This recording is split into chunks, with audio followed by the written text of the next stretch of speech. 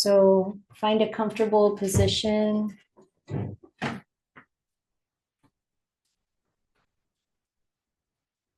It's always a little tricky after mealtime. Some of you are probably not in the time zone where it's just after mealtime, but you got a little better chance here. But we'll just do a relatively short meditation together with a little guidance. So just find a comfortable position and then bring your attention inside.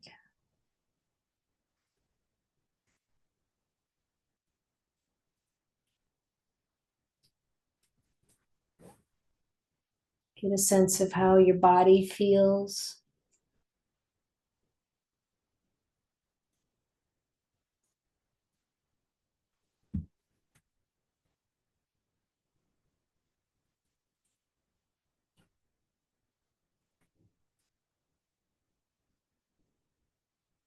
Lifting your spine to be straight but not rigid.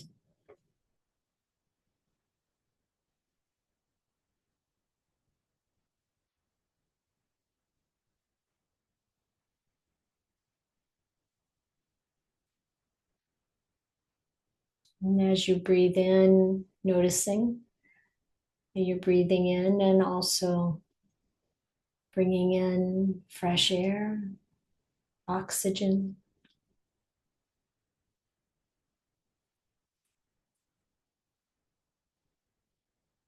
And when you breathe out, letting go of any tension that there might be in the body or in the mind.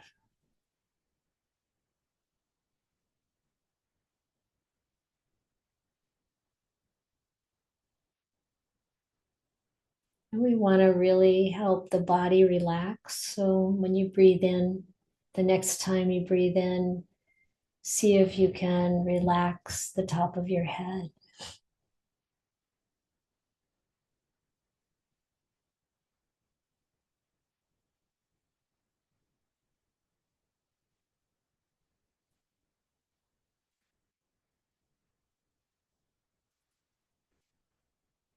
And let your breathing become more relaxed and a little bit deeper each time.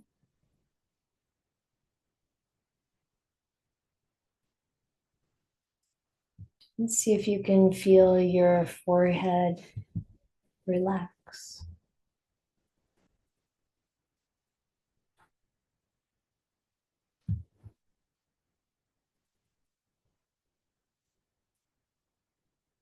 And relaxing the muscles around your eyes, across your cheeks.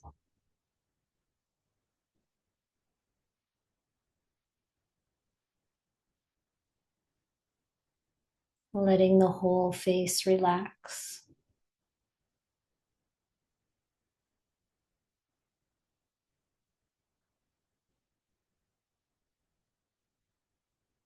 Relaxing the back of your neck and your shoulders.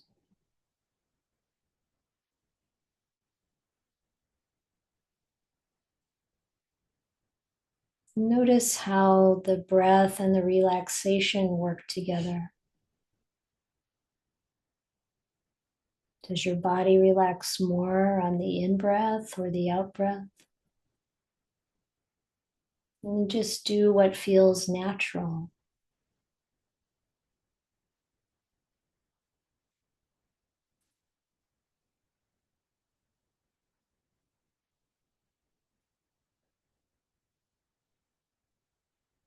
Relaxing the chest, the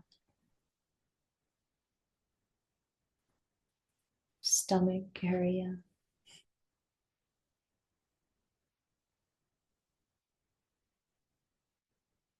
Relaxing across your back, down your back.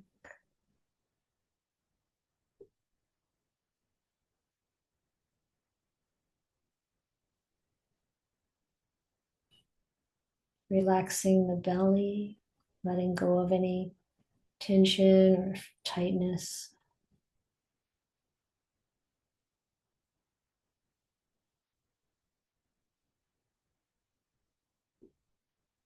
Relaxing the hips, the legs, the feet.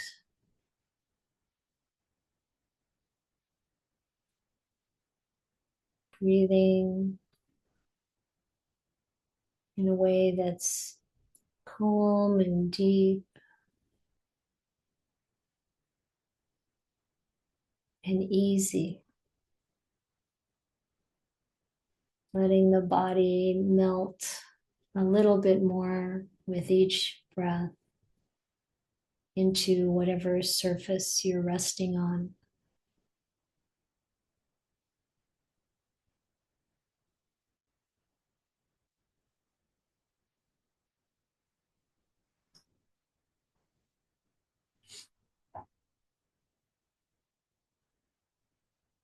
And let's notice contentment in the body.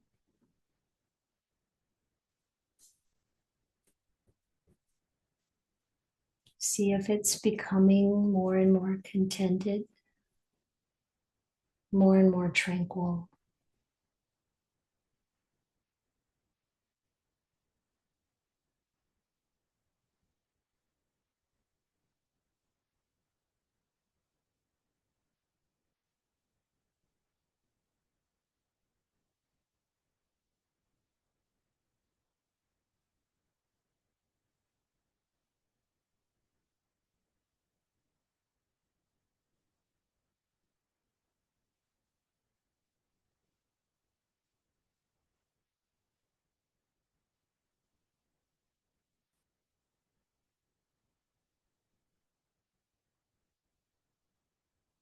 See if you can notice any pleasant feelings arising that come with relaxation.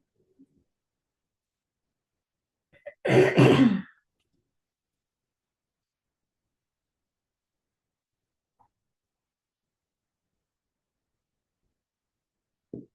might find yourself smiling.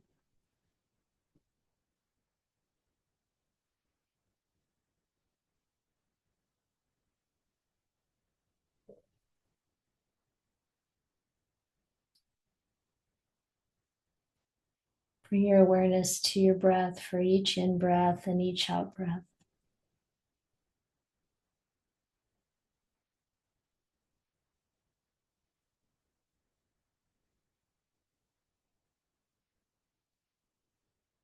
Happy and relaxed.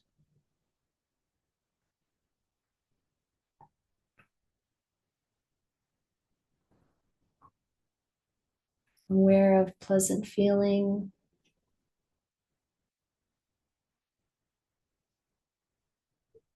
Delighting in the feelings of relaxation and joy. Even if it's a very subtle joy.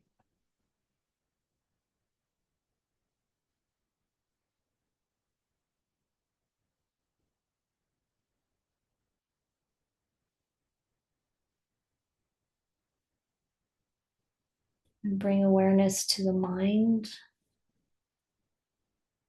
And notice the activity in the mind.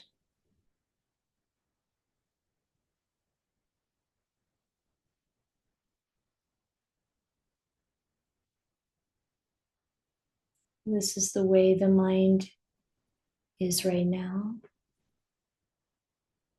Whatever thoughts are arising and passing through.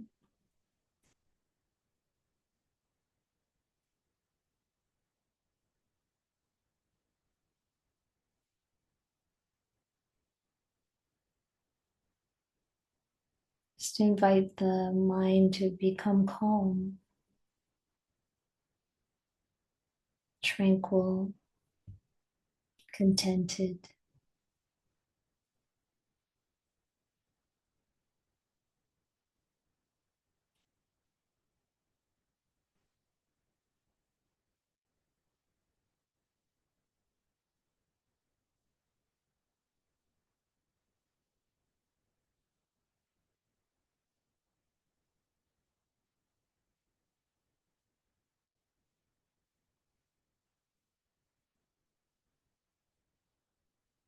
And notice if there are any hindrances at hand, maybe some drowsiness, for example, and then bring in some energy. Sometimes it helps to put your attention at the base of your spine and feel the energy rising from there, brightening up the mind, brightening up the mood, the state of the mind.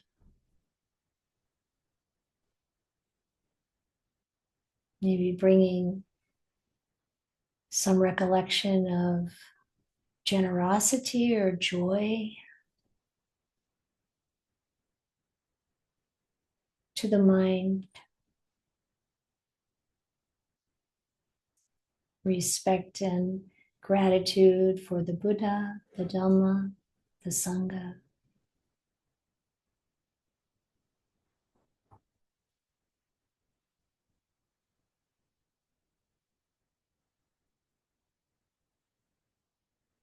Notice if any other hindrances might be present. If they're very mild, and just see if bringing some beautiful reflection to the mind can cause them to evaporate.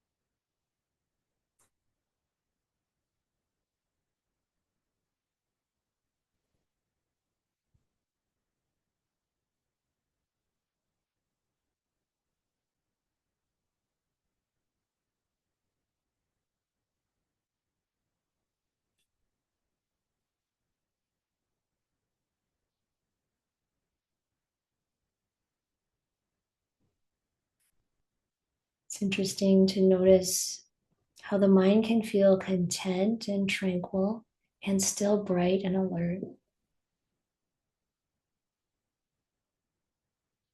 Mindfulness being sharp and clear, aware, even aware of drowsiness. Really start to get or continue to have that discernment or distinction between the one who watches and the current experience of the body and the thinking mind, the person, the personality, all of which is constantly changing.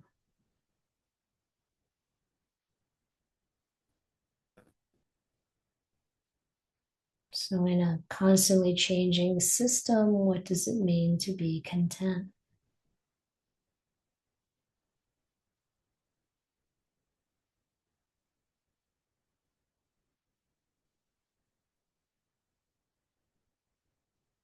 What does it mean to be happy,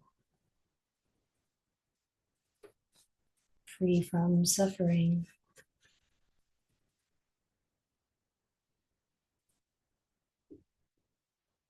Filled with loving kindness, compassion,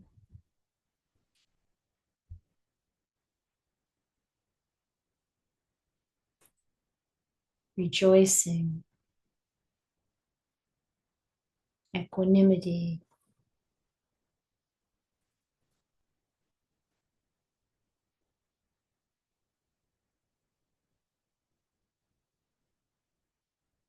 And can all of this be available to us in the present moment, here and now, timeless? As we observe the body and the mind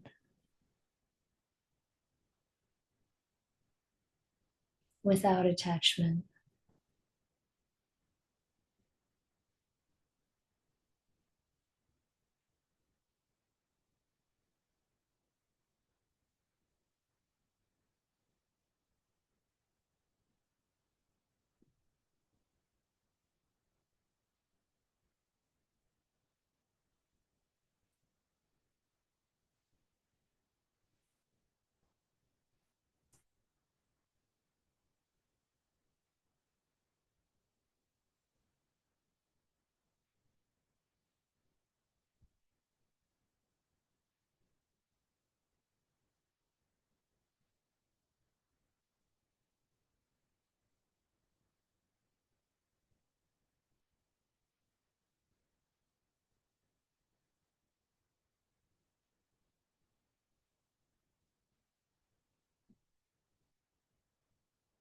As soon as the mind starts to go down, see if you can brighten it up. Or if the mind becomes excited, which is possibly less likely right now, see if you can calm it. And still stay bright and aware, happy, content to some degree.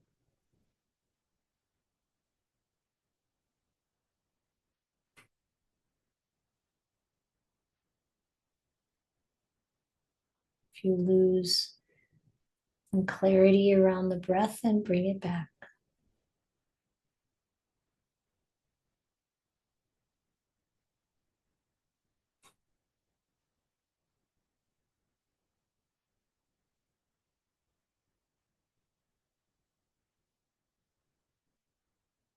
Focus on the breath is a very powerful tool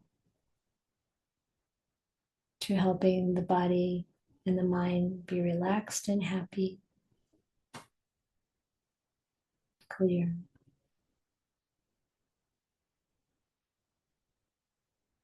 Joyful, tranquil,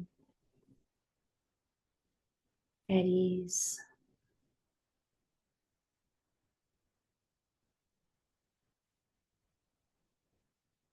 And eventually still, still but bright, happy,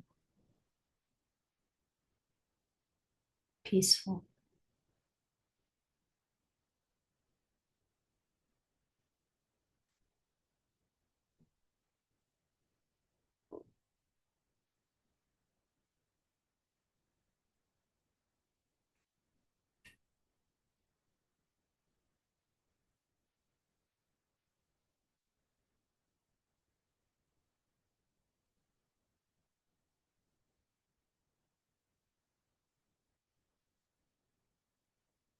If any pain arises, see if you can relax around it,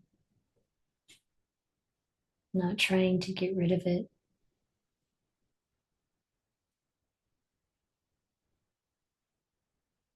Giving it some kind attention and relaxing, letting go of all thoughts about it.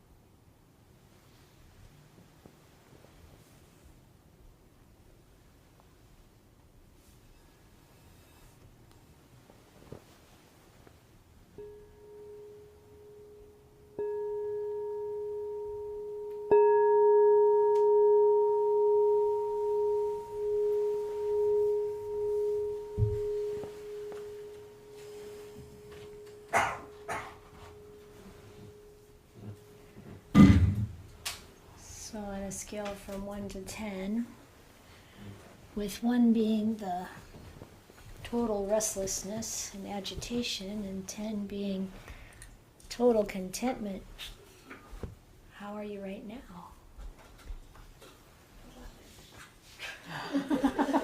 Oh, I hear an 11.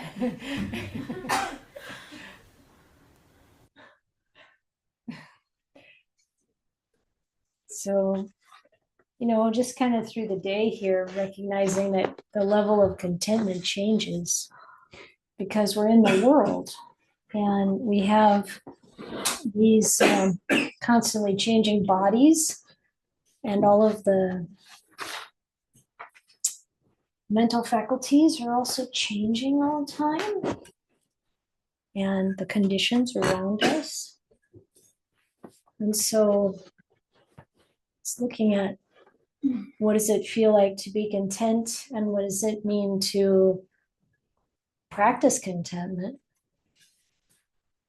And and one thing that we want to be careful about is to try not to hold it up as an ideal or a goal to be content all the time. It's just not the nature of reality. But to be able to be aware of the relative agitation that we experience, and how to work with that in a way that we can bring more actual calm, not just trying to cover it over, but to be able to see, experience, be aware of how it is in the present moment. And then to recognize that there are probably, understanding like what's the cause of the discontent, and how might we encourage more contentment, more letting go.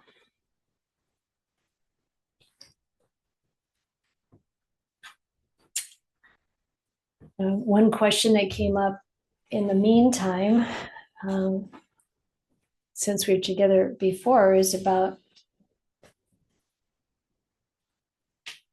the difference between contentment and complacency.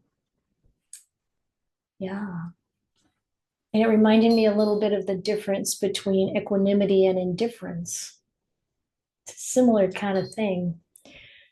Because complacency is really, you don't care. It's the dullness. It has it's kind of a false peacefulness. But when we are, and equanimity too, it's this balance, but it's not indifference. When we're in a state that is really wholesome, mindfulness is going to be bright. Our wisdom faculties are going to be bright and clear. And to recognize that it's not just complacent, you're not just like, yeah, whatever. It's to really be aware and seeing, and there's a positive energy in it. I'm just always amazed by these Kruba Ajahns in Thailand, these teachers that are, I've known a few of them when they're like in their 70s or something, and they're traveling a lot, teaching a lot. They show up and they're just bright, full of energy. It's really even hard to tell how old they are because they're just, there's such a brightness there. And it's really the energy of the Dhamma. So there's another, it's like good to develop our discernment around it. And it doesn't mean like, oh darn, I'm dull. It's like, oh, okay, no, this is how it is right now. It's okay. When we recognize the way things are, and we have kindness and compassion for ourselves and an understanding of the conditions, then there's this chance for a shift to happen.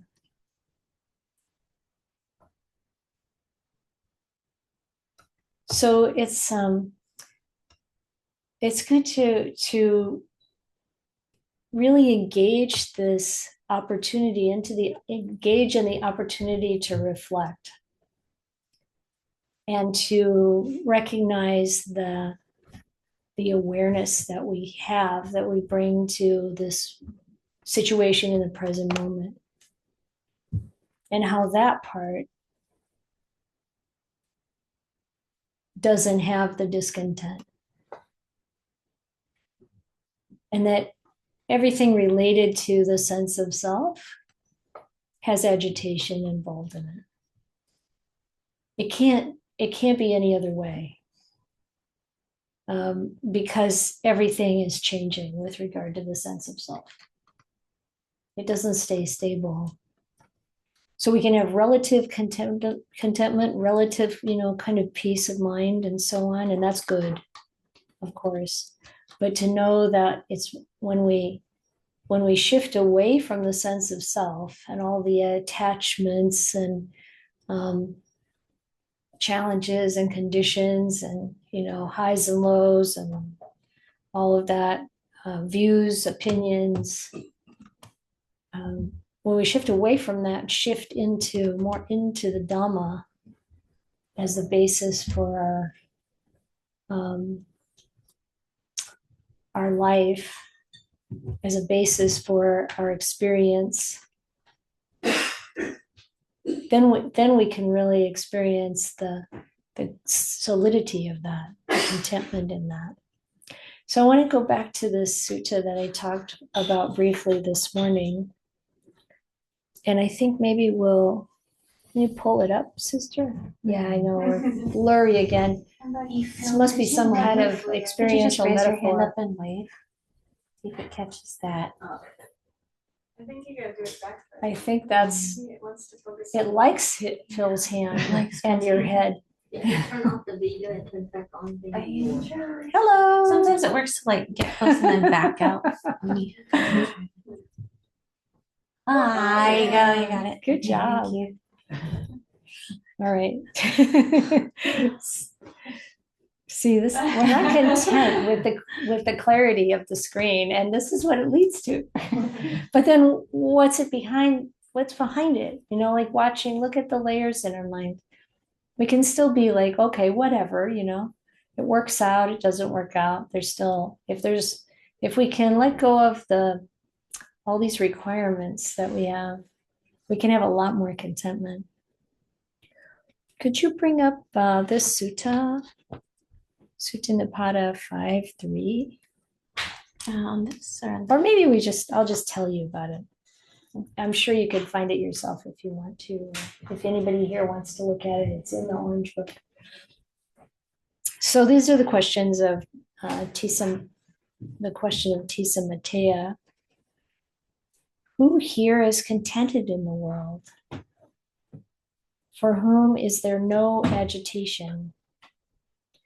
Who, having directly known both ends by reflection, does not get stuck in the middle? So the first thing that comes to mind is, what is he talking about, both ends? Let me finish. I'll finish first, and then I'll come back to that. Who do you call a great person?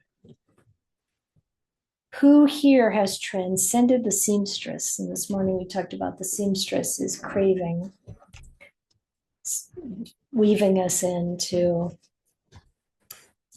being reborn in one state of existence or another.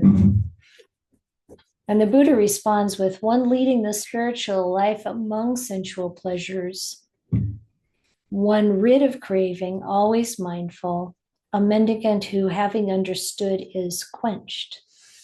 That's who has no agitation. Having directly known both ends, by reflection, one does not get stuck in the middle. I call this person a great person. They've transcended the seamstress.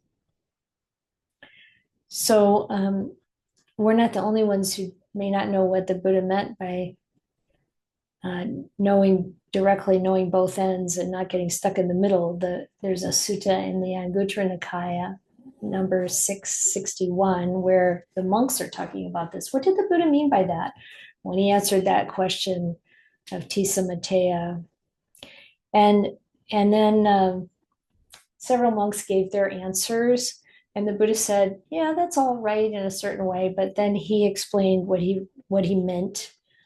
And he said, contact is one end,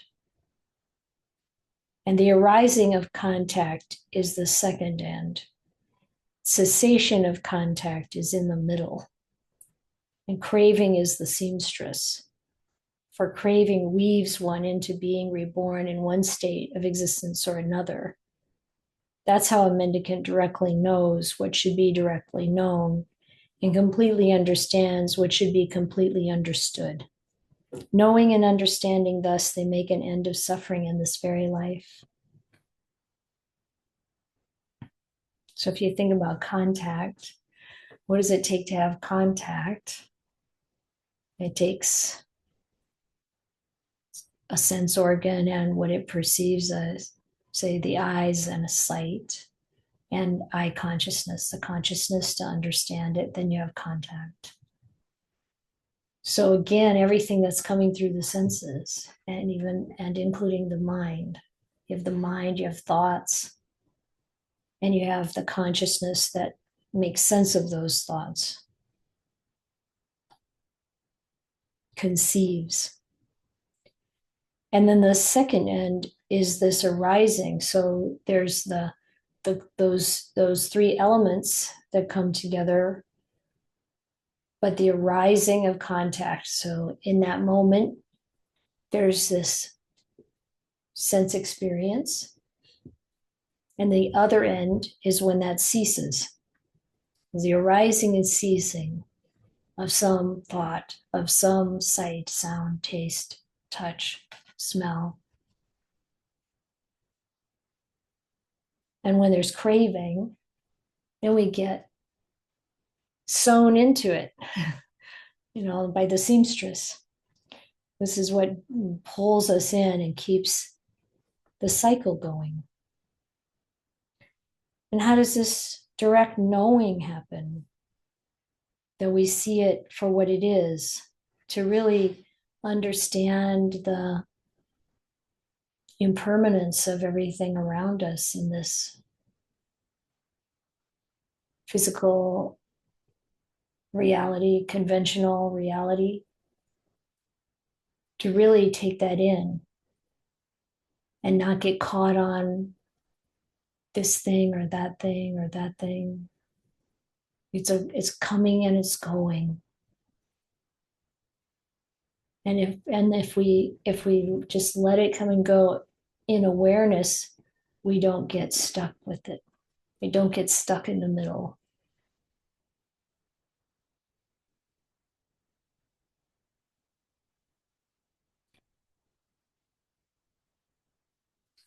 That's the understanding. And if we're watching from that, the way Ajahn Gunna puts it, taking the Dhamma as your principle for life, then there's that clear understanding. Then we can be happy. Then we can be content. If there's just awareness, there is no middle. Is that right? Yeah, the craving is gone. Yeah. Or the cessation. There's no arising and ceasing. You're just observing. So the middle is the cessation, and then the seamstress is the craving. So the craving doesn't, there's no craving. But of course, this isn't what most of us are experiencing. We're not seeing it in that way. So what's the key? He says it's in the reflection. By reflection, you don't get caught. You don't get stuck.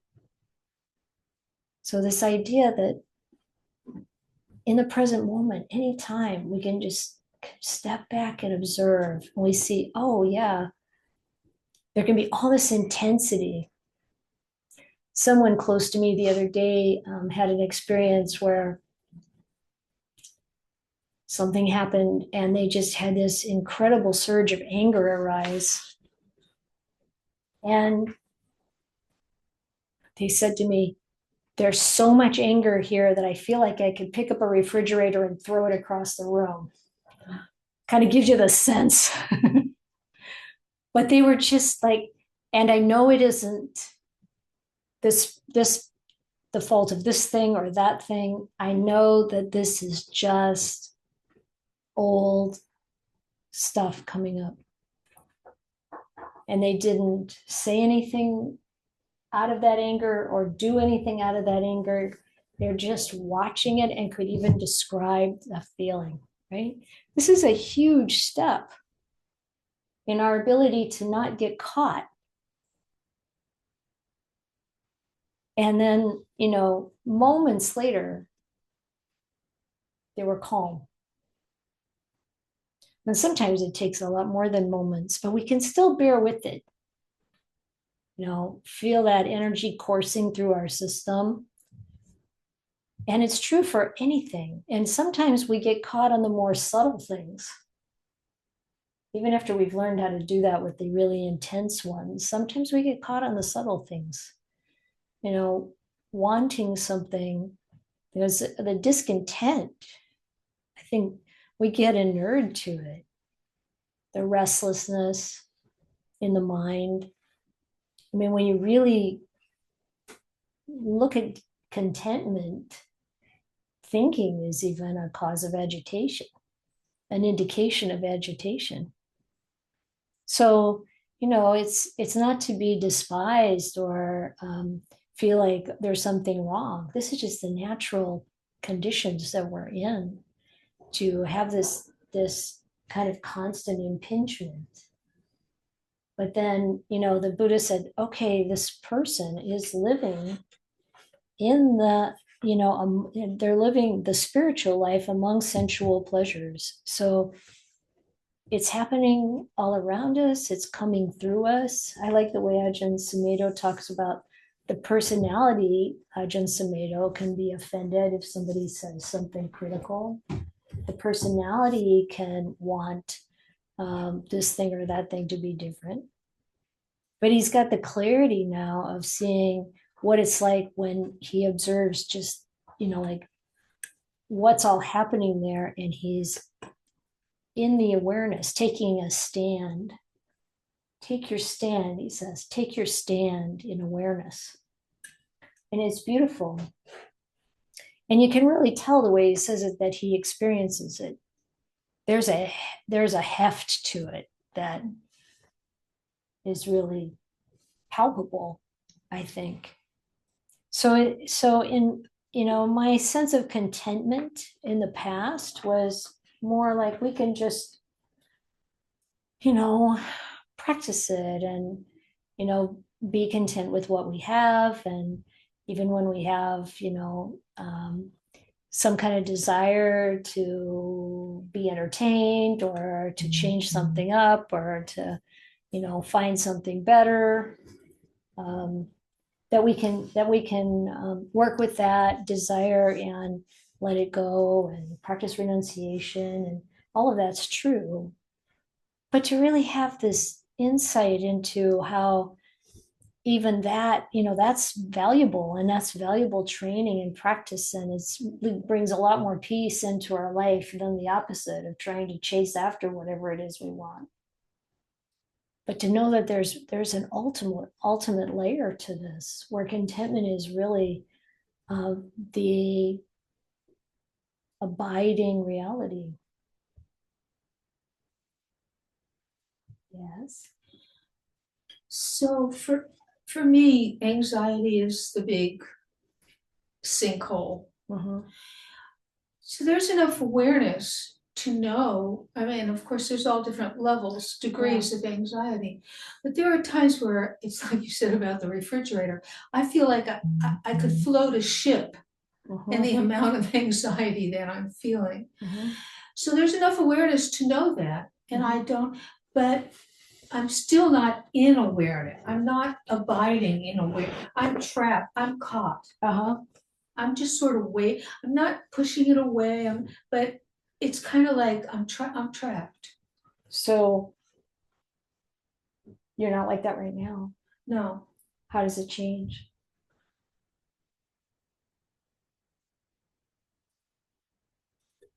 Well, I feel like that's kind of like the clouds that kind of come and go. Mm-hmm. I don't know. I feel those are the conditions that arise and pass in my world. Yeah. So when you're aware, can you see the part that's anxious and the part that's calm? The full-blown anxious part doesn't see any calm. It sees the anxiety. There's enough awareness to know that I'm caught. Right. But I am not in touch with any calm. Are you able to restrain speaking or acting out of anxiety? Yeah. This sounds pretty good. Yeah. And then it's all right.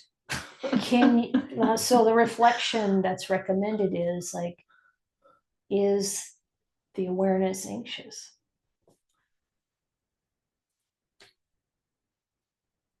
Well, I know the intellectual, the awareness is removed. It's not. You're not like, it's not embodied.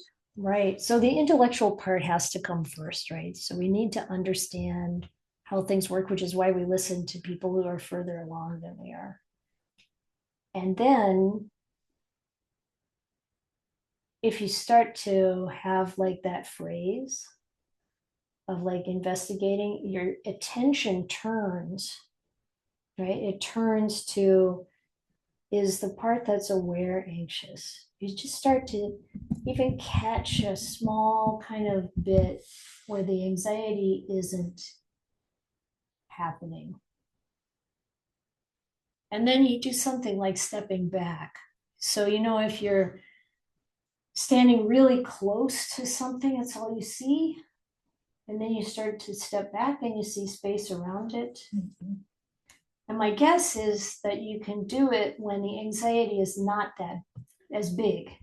You're right, I've had moments of the stepping back where I thought I can step back, and I could, and then it was more equal. There was Yeah. awareness and there was anxiety, but I wasn't totally surrounded, Awash in it. awash.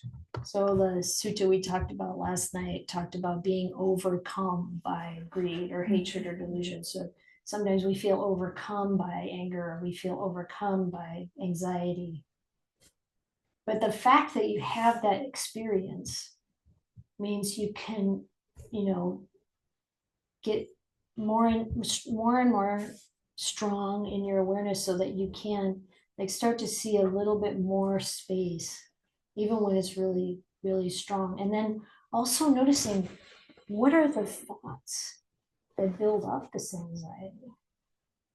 And can you put your mind on a different track? Because it comes from thinking. And that's where a lot of our restlessness and discontent, it comes from thinking. Even depression. I still like this talk that was given in Malaysia a long time ago by the psychiatrist. What did he say? I'm trying to think of the title of it now. Contentment is the antidote to depression. It's an excellent talk. I'm sure it's still out there online. Contentment is the antidote to depression. And he said that when he was in medical school, or maybe it was when he was starting residence, I don't know exactly when, but he was really drawn to the psychiatric ward, and the people were dealing with that, and he said he would see how people would become suicidal, and what was happening with them. And he said, it really is about how you think.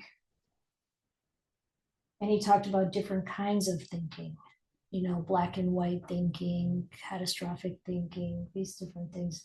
Okay, sounds all very psychological, and that helps. But to know that thought itself is an act of restlessness. So, it's like looking at the thoughts that keep that fire burning and build it up is so important. And of course, we've got these conditioned reactions. So we've probably done the same train of thought, the same pattern many, many, many times. It's going to take some concerted effort, some commitment to be able to notice when the pattern is happening and put a stop to it. Turn the corner on it. What can I do to bring a different train of thought into the mind, starting with replacement? It's like, yes, there's a lot of great tools in psychology for how to work with the mind. And I think they're incredibly helpful, especially when we keep in mind that there's actually complete freedom from suffering based on the noble truths. Is this helping at all? A lot, Okay. a whole lot. Well, I just have one little, this isn't a big question, but is that spiritual bypassing? If we're covering it over and we're not dealing with the underlying causes, then it can be spiritual bypassing. We have to be discerning about that. So when we're staying present with what we're experiencing, awareness is not spiritual bypassing. No, I'm just changing the thoughts. Yeah, well, it's like, if it depends on where you are in the process, right? Mhm. So this is a good question. Like, when is bringing in a different thought pattern suppression or repression of thoughts? And we have to be discerning about it, to have an understanding of, okay, I've looked at this 100 times already. I know it came from this kind of pattern in my childhood or whatever, right? Then it's a matter of we've got to replace this pattern. We've got to change this pattern. And it's not always just replacement, it's also coming from insight. The insight that this is just a pattern.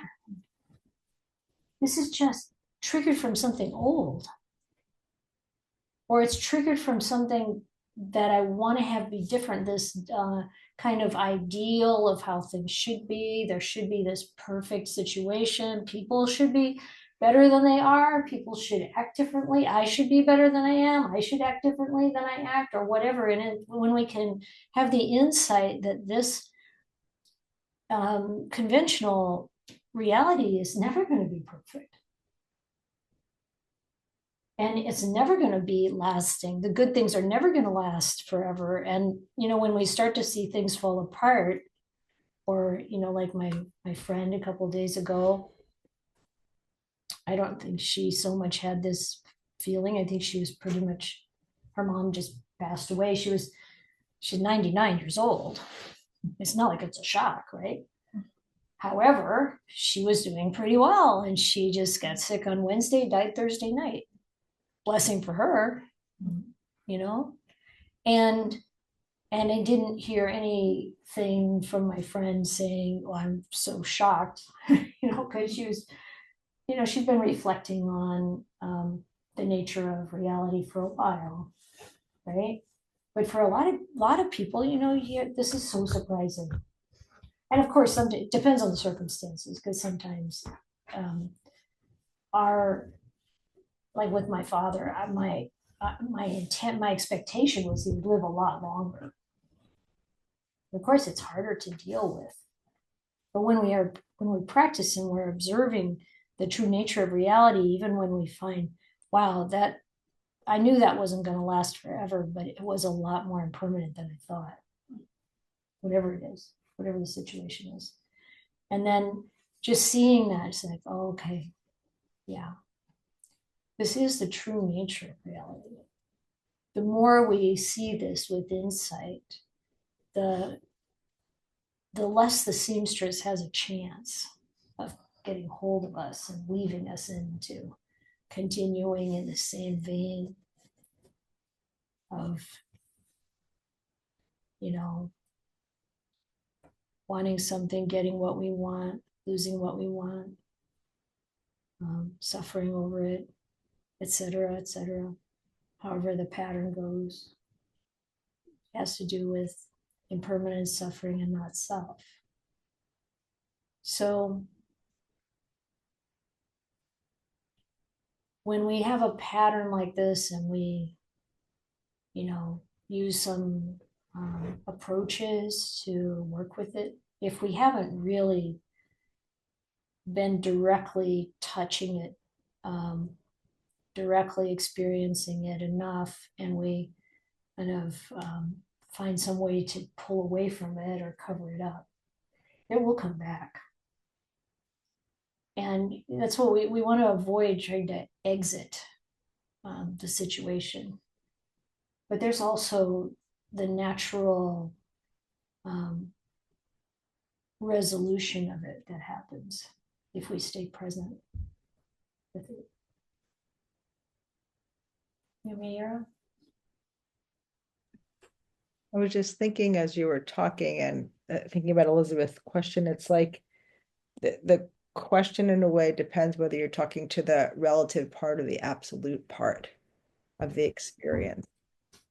You think, like, because in therapy, there's a way you have to be with the relative experience in a certain way, in a certain amount, to build enough stability to then be able to step into the more spiritual aspect of it. So I think that question might have like a slightly different response or something depending on where it's coming from which part.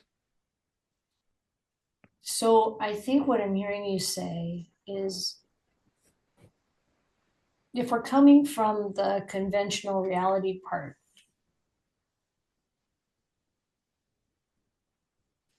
if we try to just replace or in some way suppress, it's not going to bring resolution. But if we really are coming from the ultimate reality part, the part where the Buddha sees the Dhamma. Mhm. I like this idea of, like in Thailand, they use Bhutto, that's Buddha, that's Buddho, the Buddha seeing the Dhamma, seeing the truth. Yeah, Come from that part, right. then you have a clear sense of how much is it helpful to be present with this dukkha experience. And there's a place in the suttas where the Buddha says you come into contact with it again and again. This is how you wear it away. It's rare, I think, for a long-standing pattern of getting caught up in conventional reality to just disappear, but it can based on certain really powerful insights. But that's not usually how it works, even in what the Buddha describes. You go through these first three noble truths again and again in the context of developing the path, the fourth noble truth. And when you have that context of living with good moral virtue and you're developing your samadhi and your mindfulness and your samadhi, and you're developing right view and right intention, then in that context, when the dukkha arises, you're present with it. Mhm. And then you can experience directly its cause. What am I clinging to? What am I wanting? What am I wanting to get rid of? What am I identifying as self? And then when you really see it and that energy fades, there's cessation, and you've made another step. Like if it's a piece that you get to put in the puzzle, and then next time you put in another piece, and pretty soon you have the picture of reality, the whole thing. And so then it's not an escape. But if you decide instead of thinking about this, I'm going to go shopping, it's not going to really help so much in the resolution, right? And this is what we do. We find all these different ways to escape. Blame other people. This is a way that the mind goes out to put the problem outside of us. We never get over our vulnerability, our misunderstanding or misapprehension of reality that way. Mhm. Yeah. Thank you. I hope that. Yeah. Deborah? I started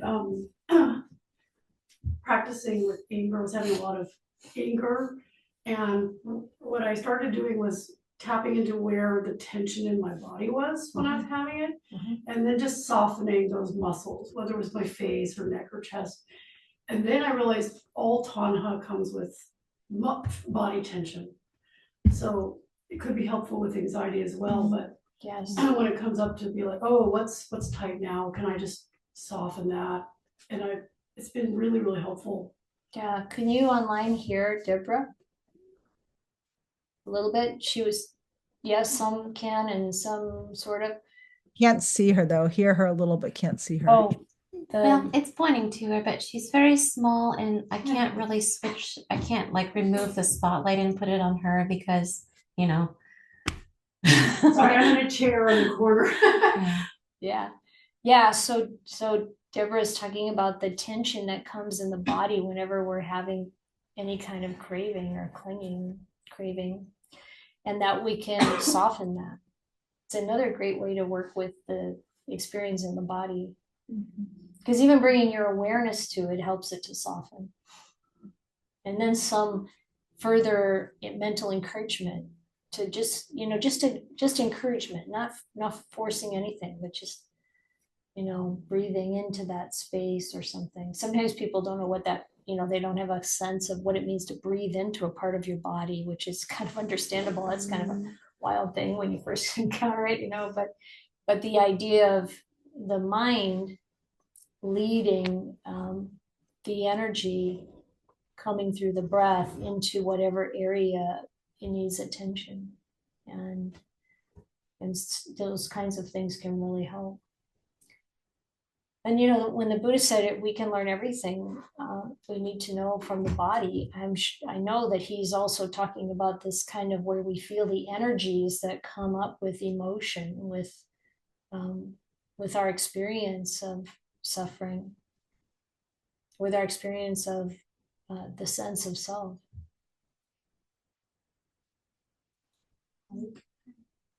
Just when that was, I love how you're saying what Elizabeth expressed. What I heard was about when we're in that cloud and I don't see the awareness, right? I can experience it. So it's nice when those tools come to mind, but in that experience, I don't always remember the tools. Mm-hmm. And so maybe this, maybe the tapping will help if you can remember that, if you're aware of the tension in the body, or how I'm identifying with the thoughts. If I'm aware that these thoughts are irritating, maybe I can separate it that way. But one other way that I've heard is asking, like, who is anxious? Right. Yeah. Oh yeah, it's not me, right? Like, Yeah. that part that's anxious is not me. Like, yeah, bringing in kind of the non-self side of it. Sometimes people practice with who's aware. Yeah. And starting to really get that sense that, yeah, we're not who we think we are. And Joyce?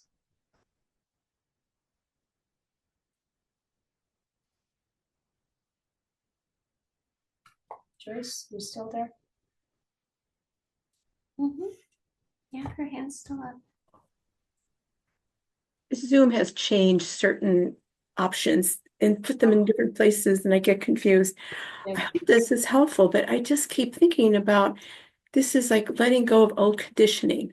It comes way from the past due to attitudes and whatever, and to really see it in that context, I think could be really helpful. I know it has been for me.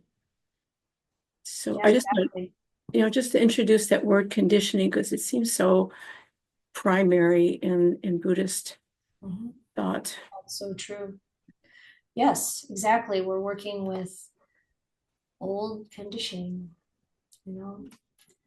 and then to also see that that's what other people are doing too. And it really helps us to be compassionate, to not take it so seriously, not take it personally, because they're working with these conditioned patterns as well.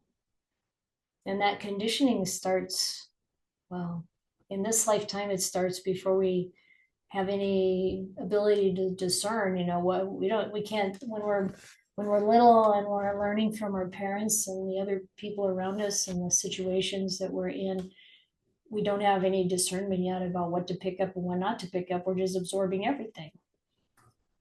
And of course, we all come in with tendencies and conditioning that's already been there from previous existence. So it's like to really, the less we can take it personally, the more chance we have of working through.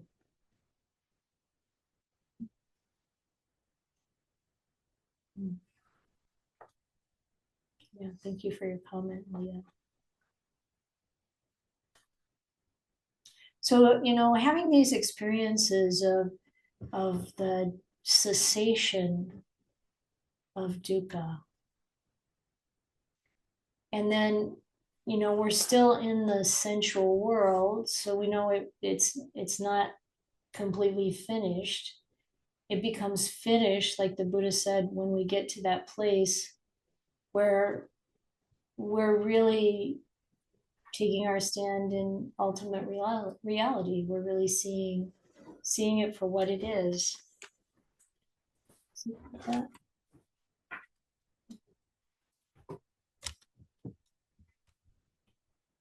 Rid of craving, always mindful. Quenched. No more agitation.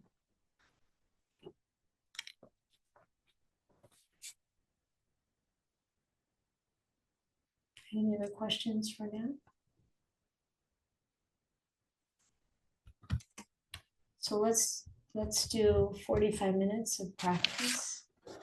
Whatever you like, sitting, walking. And then we'll come back at 3 o'clock or top of the next hour. Thank you all.